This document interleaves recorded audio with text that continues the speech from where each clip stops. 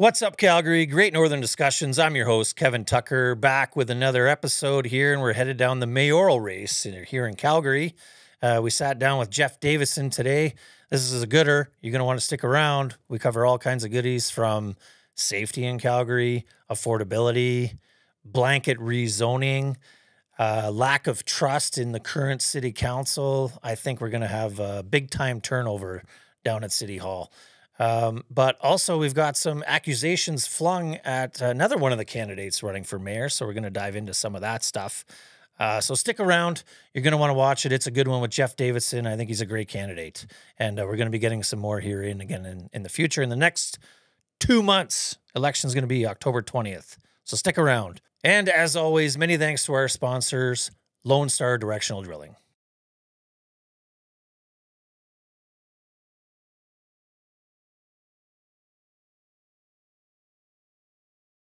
Back in the studio, and I'm very excited because now we get to go down the mayoral run for Calgary, and this is my first candidate today, and I'm super excited to sit down with second-time runner, Jeff Davison.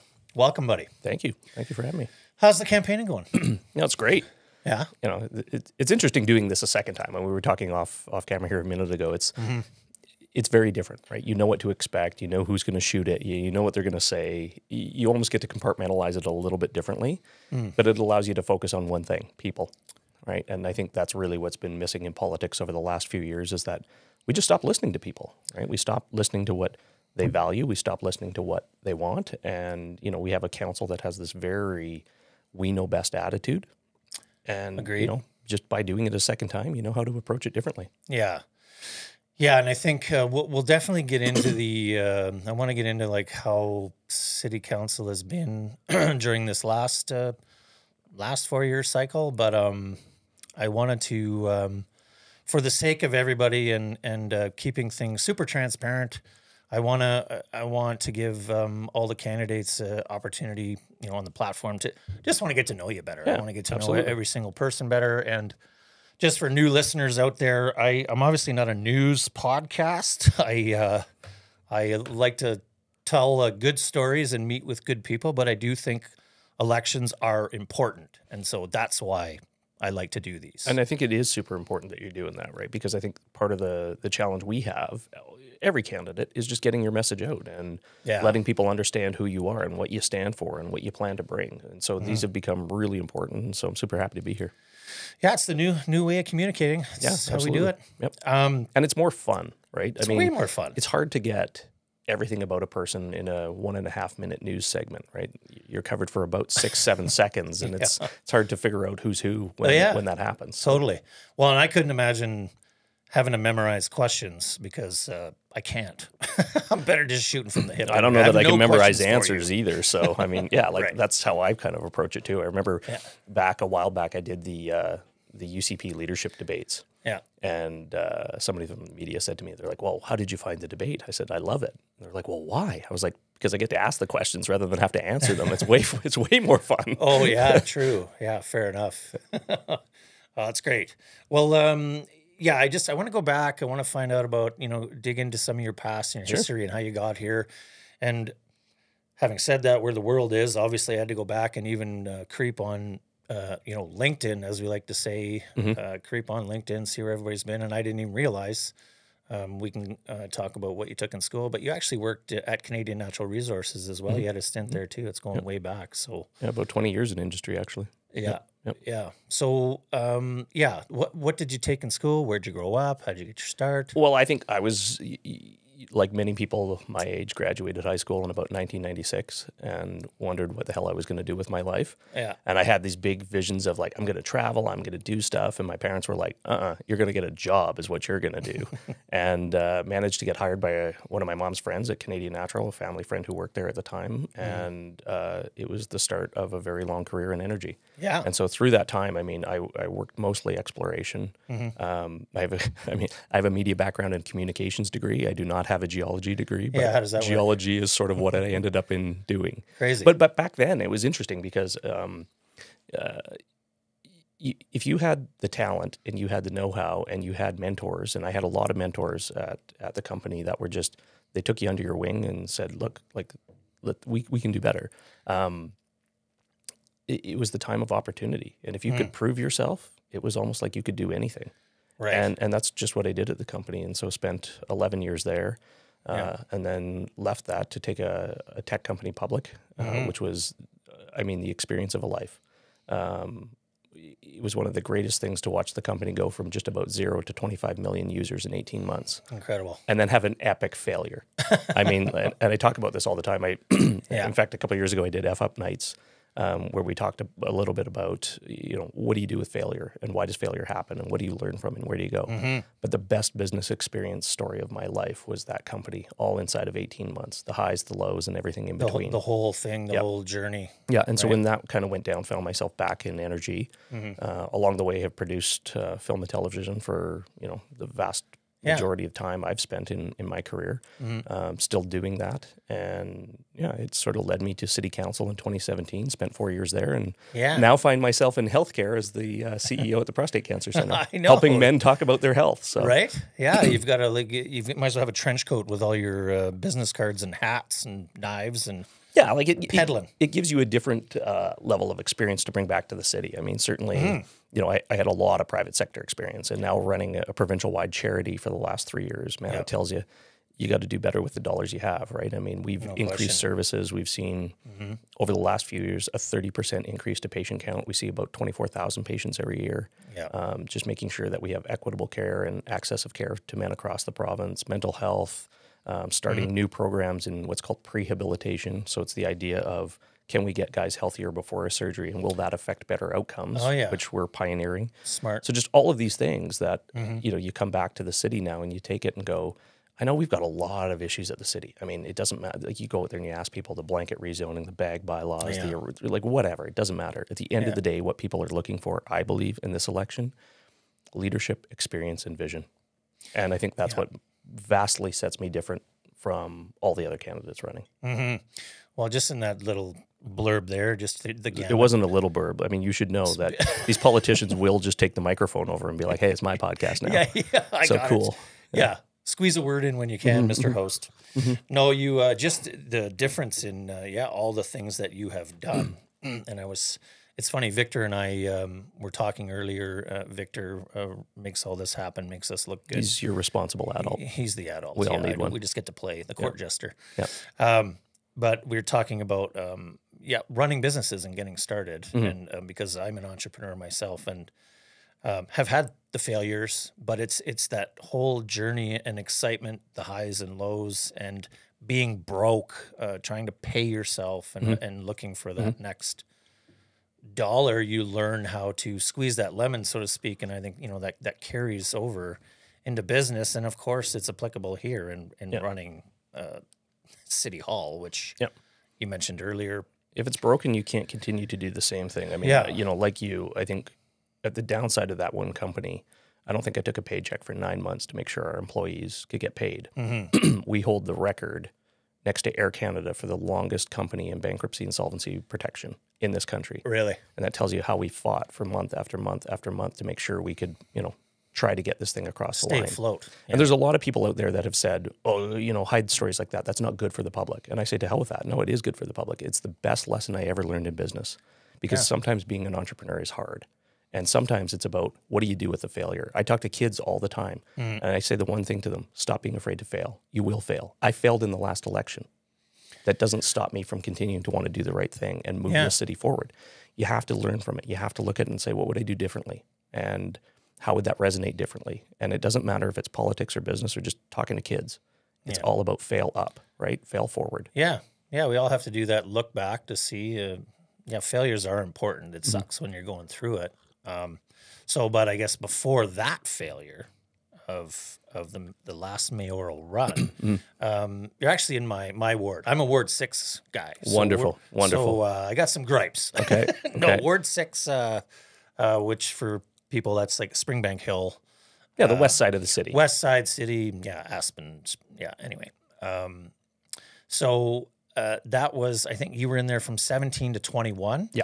And we moved in my family and I, well, actually, no, we were in Montreux before that. We moved. Mm-hmm. Yeah, we were in Montreux 15 to 17, something like that. Anyway, we moved into Springbank Way, which is 2019. And I think, and you were out of there in 21. So, but how was that experience, representing Ward 6? It was one of the greatest experiences of my life. I mean, honestly, when you're elected, the things you get to do, the people you get to meet, the access you have to the city, it was incredible. It was an absolutely incredible time, followed by probably the worst time in politics, right? When COVID hit and the pandemic happened. Yeah. Before that, though, I mean, it was awesome. I mean, I love to use my time as a city councillor, not just to sort of, fix the things in the communities, but get to understand our city services, right? I'm probably the only city councillor to have ever spent the night shift with a Hawks helicopter team. I went out into the community, kicked the driver out and was like, let me drive the recycling truck. He's like, I don't know if you can do this. I was like, man, I got a Q endorsement. Let's go. We can do this. So, things like that, right? Like it's the ability to get out and understand the business you have, because we've got 26 lines of business at the city, all of which are important, right? And I remind people, and I used to remind people and why council was important. It doesn't matter if you're the police or if you're the recycling truck driver or a city councillor. We're all in service to Calgarians. And it's important to get out and understand the types of services they want to see and understand how those services can impact their life for the positive. Yeah, no, exactly. And as you're saying that, I'm thinking about the chat that we were having earlier, filling up our coffee cups, and it reminded me It's good coffee. Thank you, Victor. Yeah, That's nice great. work. Yeah, nice work. Stellar. He gets 2 paychecks this way, I hope. Oh, yeah. And danger pay. It's hot. Danger pay. It is hot. I was thinking of, some of the gripes. So some of the things you must hear, just as a counselor specifically, it would sound cliched for you to say they're all important, but how many ridiculous requests do you have versus actual? Like, there must be a lot of crazy. It all depends on the issue, right? Yeah. And, people are always going to be divided, and you try to sort of look at, issues almost in a 70-30 sense, right? Are 70% of the people for this or otherwise? Or are we going to impact people's lives to the negative for no apparent reason, right? Like, you have to look at all of those things. But it really does come down to what's the issue. And so I wouldn't say it was ever, as bad as, watching Justin Trudeau leave a hotel and get screamed at. It was never like that. Gravel thrown at you. Yeah, there's never anything like that. But, right, yeah. I mean, I do remember running in the last election after COVID was out. I mean, people were trying to go after my kids at their school. There was all kinds of craziness. They were, hey? Oh, yeah, it was brutal. Like, all because they think they can get to you through something else, right? And, unfortunately, in politics, stuff like that keeps good people from running, because they say, well, why would I ever want to open my life to that? Why do I want to put my family through that? And for me coming back, I'll tell you, it was the only conversation that really mattered to me was that, is our family together on this decision? And if they're not, it's not for us. Yeah, is everybody on board? Yeah. So how did that, how did that talk go? You sat down as a family and said, look, Dad's thinking about taking a crack at this again? Yeah, I mean, 3.5 years ago, I moved on with my life, right? I mean, again, we talked about, sometimes you fail, you got to move on. And in particular, when you've got 3 young people at home, you have to show them that failure happens and that you have to learn from it and you have to keep moving forward, right? It's not an option to just stick your head in the sand and stay there. Yeah. And so, had immediately started working with Invest Alberta on some film stuff, and then found the job now at the Prostate Cancer Centre, got recruited in there. It was sort of at the point where immediately an arena deal failed, and then we were talking about bag bylaws, and we were talking about blanket rezoning, and there was just issue after issue after issue. Yeah. When you work at a hospital, you see all kinds of people almost every day, and it was daily that people were coming up to me going, "Hey, would you run again? I think Calgary needs a change. I think really, I think the vote was different. It was fast, and I mean at the beginning of it, I didn't look at any of that. I mean, I remember the provincial election coming up, and there was a lot of talk about, are you going to run? Are you not going to run? And I sort of said, no, I'm just not ready for it. I don't think our family was ready for it at the time, and and maybe one day provincial politics, but not today. That wasn't really where I was focused. And at that point, it just started the job in healthcare, and thought, no, I need to commit to this for a while. And then the federal election came along, and our MP had retired, and there was a lot of talk about going there, and I just to me. Ron Leipert. Leipert. And I didn't have any desire to want to spend 52 weeks of my life a year in Ottawa. Sounds like a tough life. Well, it's tough when you have kids, right? I mean, yeah. And sorry, I want to talk about your children real quick. You said 3. How old are the kids? 16, 14, and 12. Yeah. Yeah. So, I mean, I looked at it like, and I said this to my wife one day, for the vast majority of our kids' lives, they're going to be adults. The ages they're at now, we never get back, right? And so, for me, even in Edmonton, if something happened, sure, I could probably be home in 3 hours, just jump in the truck and go. But when you're in Ottawa, that's a flight away. That's a day away, right? Like, forget it. We just flew there. We just went there for a holiday in Barry's Bay, but we had to fly to Ottawa. Yeah, it's far. Yeah. It's not easy. Yeah. Yeah, so, I mean, for all of those reasons, just never looked at the other orders of government and just kind of carried on with my day. And then the conversation just kept building bigger and bigger and bigger. And then, it wasn't just sort of our old team that got back together saying, I think we got a pathway here. It was the people that were joining from other campaigns that were saying, you're the candidate we want to get behind. You're the person that can actually pull this together. Because at the end of the day, I mean, there's a lot of talk about, parties and ideology and all kinds of crap. Yeah. But the one superpower I have is my ability to bring people together, find the common ground, and get things done. Yeah. Well, and that's all that matters to people in this campaign. That's what, we need it. And like you said, how fast things went badly, I think everybody saw it right out of the gate. We don't have to beat up on it again on her day one climate emergency. Day one climate. Yeah. I mean, but the trust in this council as a whole is just gone. Yeah. I feel like it's completely gone. And so I don't want to speak for all of the eligible registered voters in Calgary. However, I feel like a large majority just want to see drastic change. I actually think that's the biggest challenge in this election. I mean, issues aside, we can fix issues, right? And I'm somebody who always says, look, we can try things. If it doesn't work, let's pivot. We can move on. And there's lots of things we can point to with stuff like that. But at the end of the day, our biggest challenge is actually rebuilding trust with the public and, talking to people about government's here to represent you, not the other way around. We're going to get rid of this top-down attitude of we know best, and we're going to start putting people first and saying, what's your opinion, right? Like, and time after time with all of these public hearings they had, I was doing a radio show with Shay Gannon for a while, and it was never really about the weekly issue we talked about. It always came back to that one thing. Blanket rezoning. No, it just came back to you've broke trust. Oh, trust. Every time. Yeah. Issues aside, and the blanket rezoning was sort of the final nail in the coffin. Yeah. You've got 85% of people in the largest public hearing of all time who show up to say, please don't do this. Yeah. Even, like groups like the Inner City Building Association showing up saying, hey, we think you've gone too far with this. This is a little much.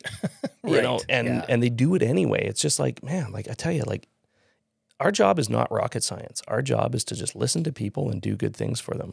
Yeah. But when you have a mayor that says, well, my job isn't to make the popular decisions. Well, if you listen to people, they would be popular decisions. I mean, like, what? What are you talking about? Govern us harder. Yeah, exactly. Like, yeah, it's really, that has been the approach. You need to listen to your people. I don't really understand that approach, but that's how it's been. I had John Garden in here. You may have seen. He's just a new candidate for Ward 2. He was saying the same thing. All the people in his area regarding blanket rezoning, it was unanimous. It wasn't even close. Yeah. Like 80% said no. And then she, not to call her out, but Jennifer Wyness had said, no, this is for the good of the city. I think everybody, I don't want to steal your time. Everybody, what's the word? Has empathy and the knowledge for needing more housing. Sure. We all understand that, but do it smarter. Yeah. Right? I mean, look, and people ask me all that all the time. Like, I'm probably the only mayoral candidate who's definitively said, day one, we begin the process to repeal the blanket rezoning. Yeah. And it's for a couple of reasons. It's not because I'm completely against row housing. I think row housing where row housing makes sense in the communities that say it fits, we can make that happen. But if you stop to consider for a second that the greatest thing about Calgary is the diversity of our communities, why would you want to try to make them all the same, right? It's about sort of having placemaking in our city. It's about having things to do in our city. It's about why people where we live over on the west side decide, let's go down to 4th Street tonight for dinner. right? Yeah. Let's go down to a Showdown town. Let's different. go over to the Northeast for, a meal. That's what you want. You want that differentiation of community across Calgary. The other thing I have the problem with is we were told, well, it's about density and it's about affordability. Number one, the average row house starting at $730,000 is not meeting affordability targets. No. Number two, it's not about density because there's no possible way to keep up with the 70,000 people a year moving to Calgary by building 4 units at a time. No. So to me, it's about, let's look at transit-oriented development, right? If you, and pretend for a second, you've got a city council here that says, well, we have a ridership problem, we have a safety problem, we have a density problem, we've got a climate problem, and we have an affordability problem. Well, transit-oriented development solves all of those. Build where it makes sense, provide the density and access to rail, create some safety and perimeter around that, create off-market housing within that building, and you've solved all your problems. Yeah. Right? So that's one example. I mean, you look at even when I was city councilor on the west side, Springbank Hill, West District, Trinity's project down at Winsport. Trinity, We're adding 55,000 residents to the west side, right? We're effectively taking and building new community within an existing community. Yeah. But we did that by working with the community to say, where does the density belong? If we're going to take density, how do we consolidate it into one place? Yeah.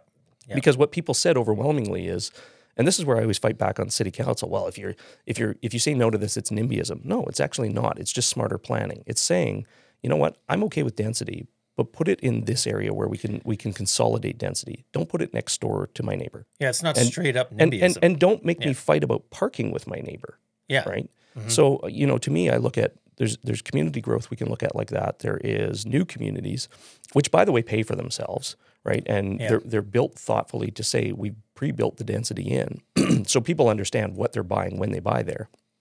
All of these things matter in meeting the needs of a growing city. And I am pro-growth.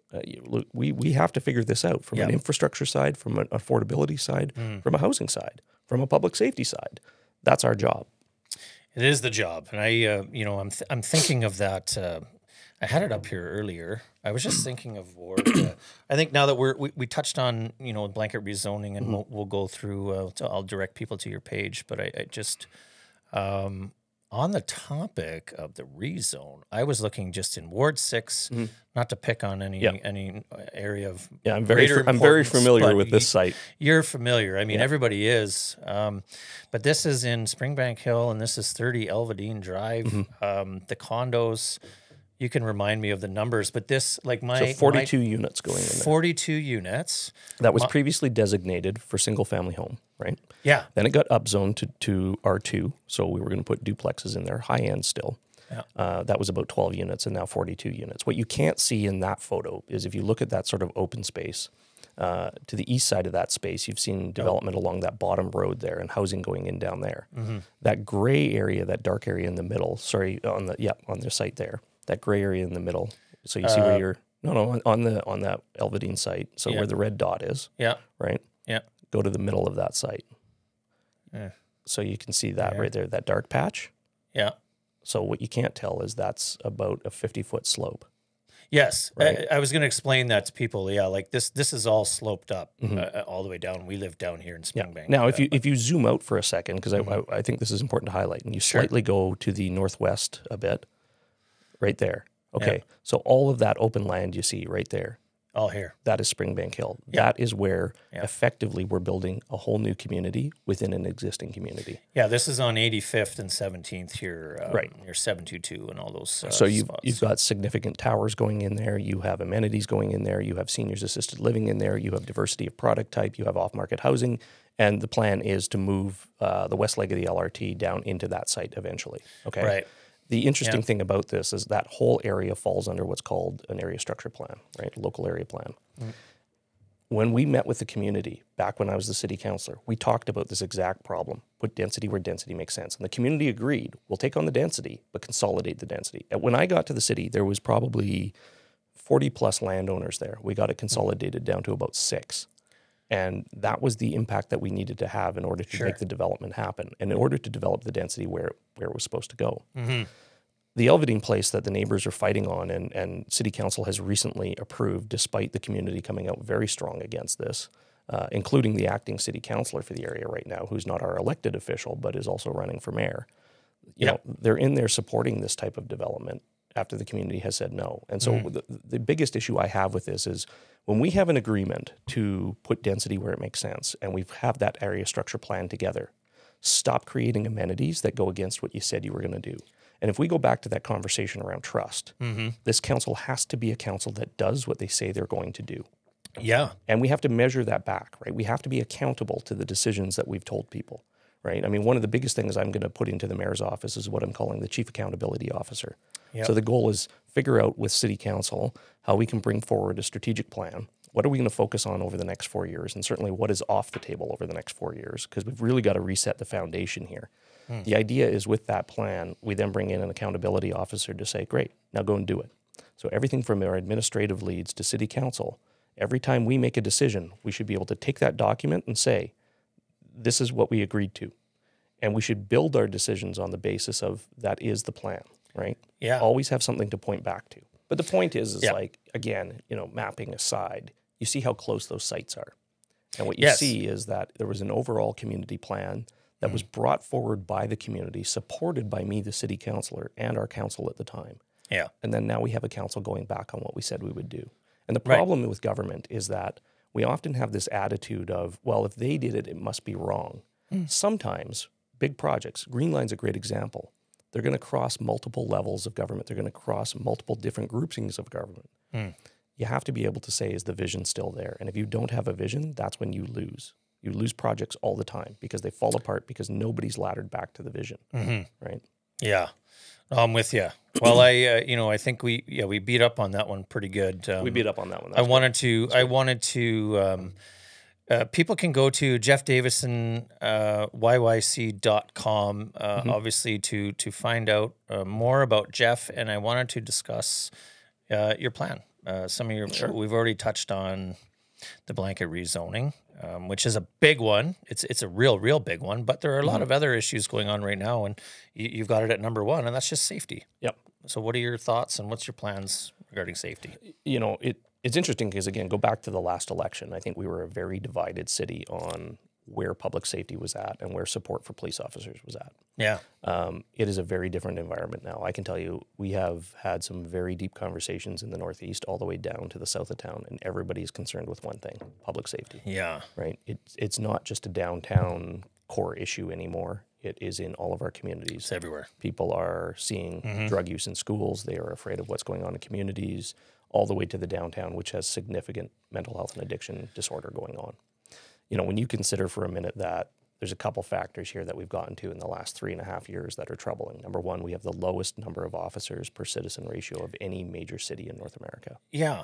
So that means we've got to fill a gap, which means we need to start recruiting. You're not going to recruit more police officers if you don't show support for police officers. I think they're just as frustrated with the job. They're frustrated with the turnover in arresting people and return to the street in, you know, sometimes a number of days. Yep. So advocating a plan both to the province and to the federal government for judicial reform is key. Recruiting is key. Having more presence on the streets is key. But the bigger problem we have with what we're seeing in terms of public disorder is the city council has failed to build partnership, right? And what I mean by that is when you take for a minute 3,500 roughly people on the streets downtown, the vast majority of the crime, probably 94% of the crime, is committed from probably 180, 190 of those individuals. Same people, yeah. So that's a policing problem, right? But it's also a judicial reform problem, right? We need to arrest them, we need to put them away, and we need to stop returning them to the streets. The bigger end of that is the mental health and addiction side, and that is a healthcare problem, right? The City of Calgary, you know, our budget's $5.5 billion roughly a year. The budget for healthcare this year and next year, I think, is $24 billion, right? Right. So there's two things that either have to happen here. Either give me the money to fix the problem, and we'll go try a few things, or partner with us. Partner up. And what I would rather see is, you know, the city, the province, the federal government, our community leaders agree that we have a common problem, and then let's define each of our lanes in fixing that problem.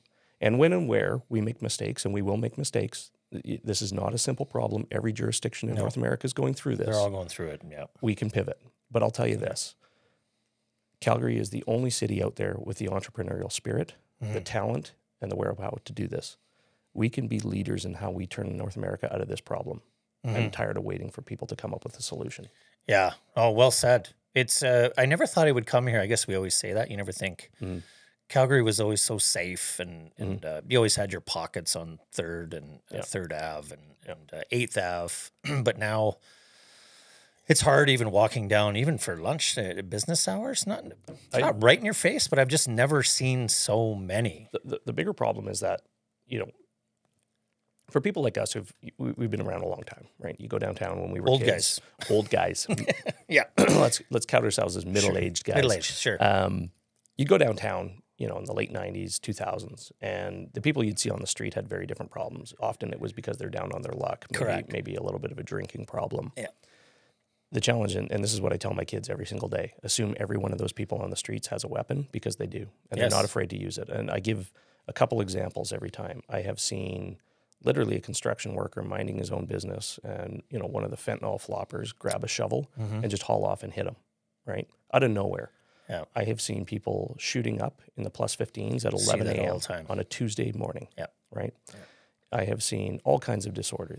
The types of guns and drugs and other things that are being pulled off C trains, for instance, that our peace officers have shown me would just make your mind blow. We've got to get ahead of this, right? And you know, again, you know, how do we create a business attitude of bringing more headquarters to Calgary? How do we get more people riding LRT if people just don't feel safe? And so to me, safety is the ultimate element of what we have to fix in order to move our city forward. And didn't we at one time, I thought we beefed up the number of not RCs, I guess they were police or security on the train. I thought they had beefed that up. Yeah, so when I was on council, that was a program I brought forward. I was the head of the transportation file at the time, and we said, look, we can see this going the wrong direction. And so we hired security to come on board and help us, and even managed some of that through COVID. Yeah. And it made a difference. It made an impact. When officers are present, we know that disorder will go. But we also have to deal with the underlying root, right? We can't just keep shoveling disorder off to the next community, right? And, you know, as you saw probably, what was it, a year and a half ago, the mayor of Anchorage, Alaska, you know, he got in front of the news with the governor. Stood up and said, it's $184 a night to house somebody who needs it. It's $172 for a one-way ticket to Los Angeles. Have a great flight. See you later. You know, you can't just keep doing that. At some point here, we have to say, look, as easy as that might be, and you know, it makes a lot of media doing things like that. Yeah, we have to fix the underlying problem, but we have to do that as multiple orders of government. We have to work with community services. We have to support our police officers. Like everybody has to agree we've got a role to play. Yeah, and here's where we're going. We have to have an aligned vision. And what we haven't seen is a city council that wants to work with the province or the federal government on any type of vision. Lack of team effort. It's team me, it seems like, with a lot of them. Well, it's just that doesn't build partnership, right? I mean, they can't build partners with them. I mean, we were talking a little bit about the party system, and I think you already have the party system on city council. You've got the yes mayor party, and you've got the naysayer party, and none of them can get anything done that benefits Calgarians. No. And so then we sit back and we wonder why. Well, why can't you build a partnership with the provincial government? Well, you're too busy with ideology. Well, why can't you build a partnership with the federal government? Yeah. Well, you're not paying attention to the right things. It just seems like such a gong show down there all the time, man. And a Gondek show. Gondek show, yeah. It's her show, for sure. Do you think anybody gets along with her down there? Or she's got her pockets. You know what's funny is I remember... And I've had lots of people be like, oh my God, like I hate so-and-so and blah, blah, blah. And it's like, it's not about hate. I don't hate anybody. Yeah. I don't hate any of these people running. Gondek's a fine person. Like there's nothing wrong with her as a human being, right? We worked together for 4 years. Yeah. We just have a different plan, right? And I think you're allowed to disagree. Yeah, absolutely. And I just think her plan hasn't worked for the last 3.5 years. What makes me think it's going to work for the next 4? It has not. Right. No, there's no question. Even, back on safety, I can't believe it crept up even in towards 6. Like now, I'm actually putting my truck in the garage. I never, recently, because there's been a lot of high-end truck, vehicles stolen. Right? And again, you go back to when we were kids in this city, the Block Watch program. I mean, thank God for WhatsApp, because that's what it is today. My entire neighborhood, all the guys, we have a WhatsApp channel that's effectively like, so-and-so's car got, prowled last night. Somebody broke the into new a house. Block. It is. It's the Block Watch piece, right? Yeah. But I'm always like, we can't always police everywhere all the time. And so, I really do appreciate when citizens stand up and say, look, we're keeping an eye on things too, right? Because that has to happen. Because you're right, the crime it's moved into all of the neighborhoods. And so how are we going to deal with that differently becomes the issue, right? We get it. We're a big city. We're growing. We've got big city problems. We do. But we've got to start getting ahead of those things. And part of it, and, you get back to the platform and why we're talking about a zero, a freeze on taxes over the next 4 years. It's to force us to get back to the basics. It's to force us to focus on things like police and roads and water and all of the things that we've seen deteriorate over the last 3.5 years. It's rebuilding that foundation so we can continue to be the greatest city on earth. Yeah, keep it growing. Yeah. Well, because that takes us to that's literally the second thing on your platform, which is affordability. And you mentioned, you want to freeze. Of course, we had a big increase in our taxes of 8.9%. Maybe let's talk a little bit about that. Affordability. And look, I'll start by saying, there's a lot of critics out there who will be like, well, you've increased taxes before Davison. Yeah, I have. Yeah. Right? Because citizens have said, we care about these programs. We want more of this. There's a cost to that. That's life. Yeah. So I'm not allergic to taxes, right? No. I get it. I want to see my tax dollars go to good services, and I want to feel like there's value there. Yes. I don't feel today that with, I think 3 years in a row, 6 to 8.5% tax increases, that we're getting any additional value. And that's the problem. Doesn't seem that way. And so, if we're talking about making life more affordable, creating more cost to people isn't making life more affordable. So, and I'll tell you, like running a charity for the last 3.5 years, a provincial-wide healthcare charity that sees roughly 24,000 patients a year, that has seen year-over-year growth of 30% because, more people are facing cancer than ever before. Yeah. I'll tell you, I know how to make a dollar work, right? Because I have to. The patients that we serve depend on it. And if you take for a minute the idea that if you just treated tax dollars the same, it's all about creating value and outcomes. So just show people what you're doing. Talk about the outcomes. Invest in the things they want to see. And get out of the investment of things they don't want to see anymore. That's okay too. Yeah. But in a year when you think about the base budget, our base budget, every time you add money to it, so every time you add $18 million to the base budget, that's a 1% property tax increase. Yep. In a year when we have had, in the first 6 months of this year, a $220 million surplus, that's a 12% property tax reduction. So even in a year when they didn't have to raise taxes, they could have done nothing and still been ahead by 3.5%. That's a problem for me. Yeah, they chose to ram it through again. Yeah, it's I'm certainly glad you've thrown your name back in the ring for a second run. Well, I'll let you know on October 21st. We're going to see how it goes. I know you got to get yourself out there. Obviously, you're campaigning hard. I wanted to. I wanted to get your thoughts on a couple more of these. Sure. We've touched on a lot of these already. I think that we have, but jobs, innovation, and local, opportunity. Maybe we'll dive a little further into that. Sure. The City of Calgary's job is not necessarily to create jobs, right? No. Our job is to set the environment where jobs and people can thrive. Yeah. And so, I'll give you a small example and maybe some big examples, right? Like a small example is when a flower shop owner downtown tells me she's lost 40% of her business because of bike lanes. That tells me we need to fix that problem for them, right? It tells me that short-term parking matters to small business owners. And it doesn't mean you have to be anti-bike lane, right? First of all. No. It means you have to be smarter about where and when you apply bike lanes. And don't arbitrarily put it in front of businesses that actually rely on the short-term parking need, right? Yeah. That's a small example of setting the right economic environment. A big example is fixing public safety, affordability, and creating a city that's vibrant so we can attract these big headquarters back here. Yes. Right? Yep.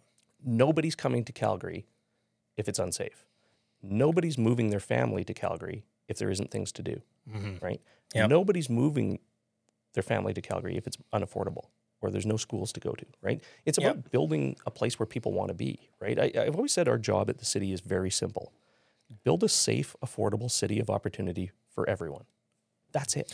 Yeah, not glamorous. Not glamorous. Right? Meat and potatoes. Yeah, but it's the opportunity piece that, Were you born and raised here? I was not. I moved here full-time in 2000. So, I mean, I'm born and raised, and I don't think that gives me any sort of special privilege of being a Calgarian. The greatest thing about Calgary and why just about everybody moves here, whether it's from Saskatchewan or from Saudi Arabia, opportunity is what brings people here. 100%. That entrepreneurial spirit is what keeps them here. Things to do in a thriving economy and a vibrant city is why people want to, not only go to school here, but grow a family here and, see all the way through to their elderly years of safety. Yeah. No, it's the spirit, say it here all the time. It is the spirit of Alberta and especially in Calgary. We're like the hub of. I want to be the entrepreneurial hub of the world. Yeah. That is one of my goals. I love it. Yeah. This is why people want to come here. You got an idea, come and throw it down and take advantage. Yep. There is a couple, I have to go there. You had a recent, here, we'll tell the people it was social media. This was up, there was a piece in the Western Standard, and then we'll give What's Good Calgary a little plug here for doing a nice post. I like these Simpsons style AI graphics. The AI, it's pretty cool.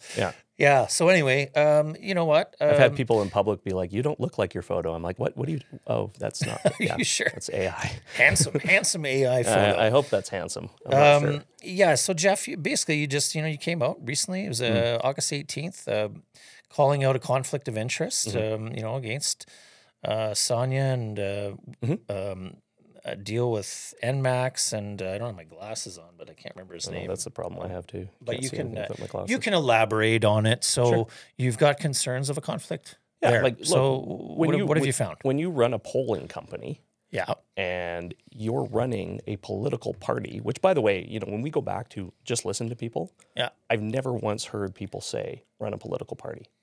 Right. That's why I'm running as an independent. Yeah. And I'll tell you, number one, on council, I was able to bring people together and find the common ground and get the votes I needed.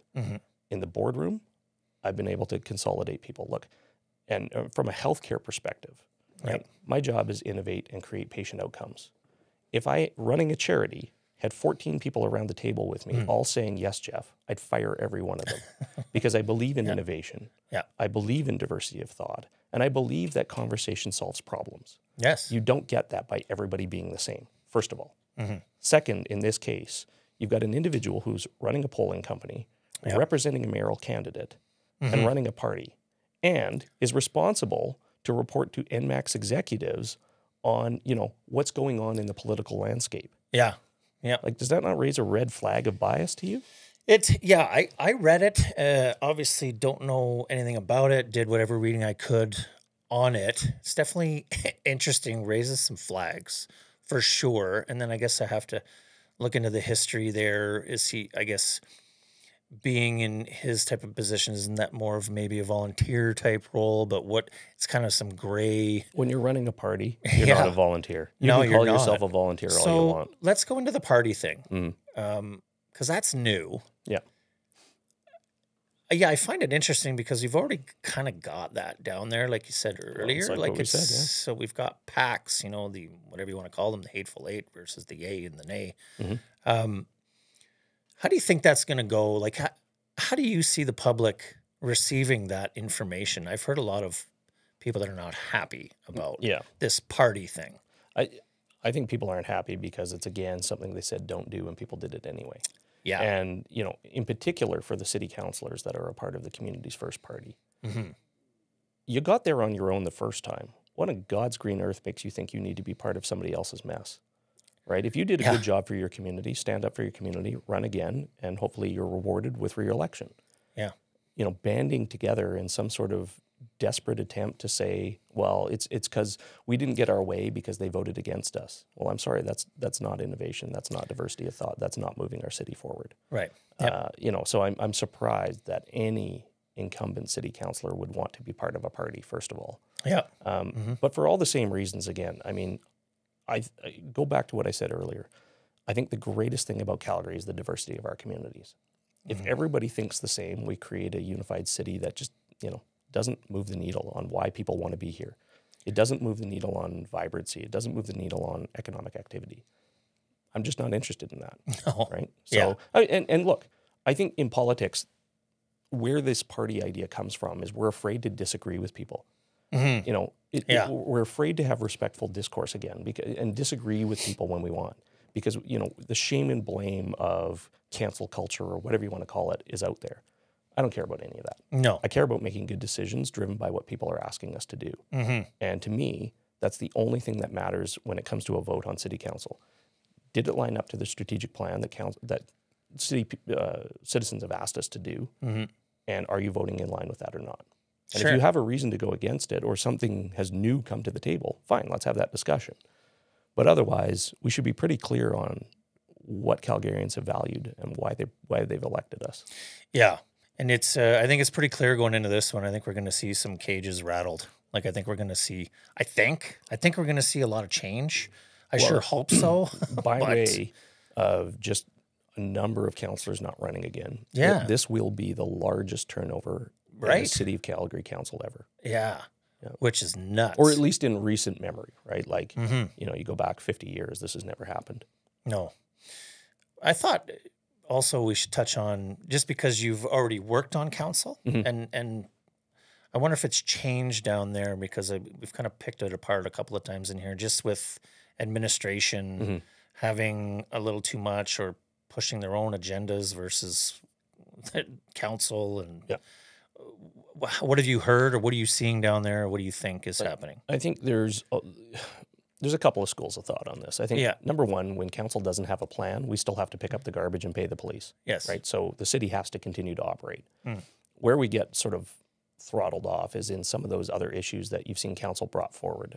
You know, bag bylaws, climate emergencies, blanket rezonings, all of those things that make city administration go, what are we supposed to do with this? Right. And so you've got a council that doesn't really have a plan, that's asked them to go and do something. Right. And they're like, well, it's not well thought out. We work for them, so I guess here we go. Right. Okay. So, but, you know, what I'm looking for is to build a city administration that pushes back and says, folks, it's a great idea. You can't do it right now. Yeah. Folks, that's not necessarily what the public is saying, and maybe we need to think about that. And that's where this idea of having a chief accountability officer comes back, right? It's about taking our plan and making sure 4 years from now, we can go back to Calgarians and say, did we do what we said we were going to do? And the answer should be overwhelmingly yes, right? Yes. And having somebody to point out the accountability gaps is incredibly important, both for administration and for council. Because I think whether you're on the side that administration's running the city or council doesn't have a plan, at the end of the day, it doesn't matter. It's not working for Calgarians. No. And until we get both sides working together, formulating a plan and executing that plan in unison, you're never going to get to where you want to be as a city. No. Yeah. And I know that because I was there for 4 years. You've already been there. And to the people that say, well, what was the plan before? It was called the One Calgary Plan. We had a plan. We had something to point to and say, does it fit within our mandate of making life better for people or not? Yeah. And if it didn't, get it off the table. Yeah. Time to move on. Tear it up. Move on. Next. I have a random one for you, only because it came up in my internet digging and stuff today. I had Dr. Robert Dixon on here. I'm not sure if you're familiar, but it's got to do with fluoride. I had him on here a long time ago. I don't know if you have a stance. I'm not looking for a gotcha. Honestly, I was just looking back this morning, and so we do have fluoride coming back into our. It's already back, June 30th. It's already back in the water. June 30th, back in the water. Now our family, just for some history there, it wasn't even on my radar. I remember voting on it. I wasn't super concerned. My wife definitely more pulled me into hey, we should look into this a little further. We did get a water filtration system. And then I started doing some more research. And there's a lot of crazy stuff out there. However, just for people, there was a landmark case. It's a landmark case in California. They're going through it right now. Super landmark case. And basically what the courts had determined in all, there is substantial and scientifically credible evidence establishing that fluoride poses a risk to human health.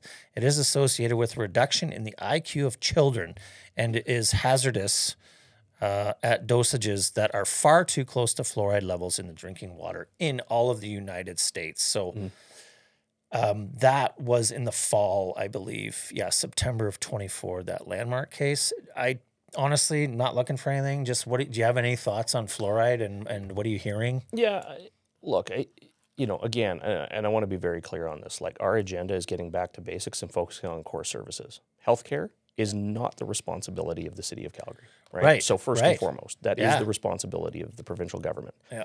The challenge on this one is that we've had a plebiscite that put it back in. And so, look, our premier has made it very clear, if you want to change the rules to anything, here's the petitions you require to get it on a ballot. You got to go. Go get a petition and do it. It's up to you. Because I think this is one of those things where Calgarians are so divided on it. They are. But at the end of the day, our responsibility is to rebuild trust with the public. And when and where a plebiscite comes to say, look, we had a vote on this, this is what we've decided, we have to be a government that honors that plebiscite. Yeah. That's not to say you can't, overturn that with a different set of signatures. And I think that's the interesting thing about this, is that the province has given us now that ability to, make it easier for citizens to say, hey, look, like we thought we'd try this, not really sure anymore. Maybe we need to change. Sure. Or maybe we need to keep doing what we're doing, right? Yeah. No, well said. I'm just curious because, anytime you go to a plebiscite, the answer's right there. You've got, look, the people voted, you had your say. Yeah. It's back. Yeah, and plebiscites aren't necessarily binding. No. But we should make them binding, right? I mean, at the end of the day, it's like I've said with, council having this big public hearing on blanket rezoning. When that many people take time to go and give you their opinion or make their vote on an issue, our job as government is to respect what that decision has been, right? And like it or not, I mean, you think about the 15 people around the table at council. We're all going to come from different backgrounds and have different opinions. Yeah. The one thing we have to agree on is building trust with the public, and that means doing what the public has asked us to do. Yeah, no question. That one should have gone to a plebiscite. That got shot down, the blanket rezoning, which is crazy to me. Yeah. But so what's next for you heading down the stretch here? We've got almost 2 months exactly. A little what's the date today? Yeah, so we're like 2 months. Yeah.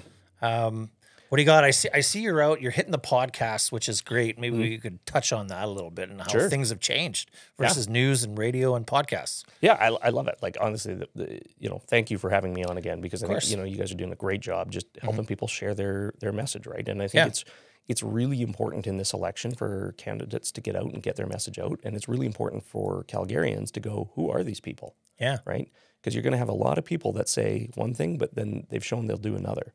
So, the only real way to get more into a deep dive conversation is through things like this. And that's why it's so appreciated. Yeah.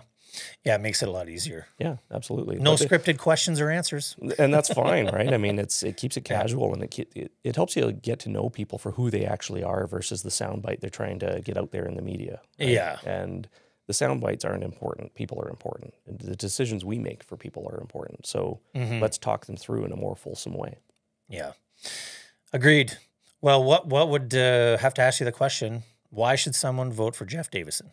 I think it's very simple, because I'm building a safe, affordable city of opportunity for everyone. That's it. I mean, that's our whole goal. And, again, I think Calgary is the greatest city on earth. I think we've got a lot going for us. I think we can be better. And I think we will be. But at the end of the day, I consider why we all came here. It's all for opportunity. I consider why my wife and I have chose to stay here with our 3 kids. It's because we want them to have opportunity here. We want them to choose Calgary. We've chosen Calgary. So let's make sure the next generation does as well. And sometimes you have to fight for those things, but Calgary is definitely a place that's worth fighting for. I couldn't agree with you more. Love this city. It's a fantastic city, and we're looking for change coming up on October 20th. Give Jeff Davison a follow. Obviously, Great Northern Discussions a follow, but best of luck to you in the next 2 months here. Thank you. Awesome. Thanks for coming in. Thanks for having me.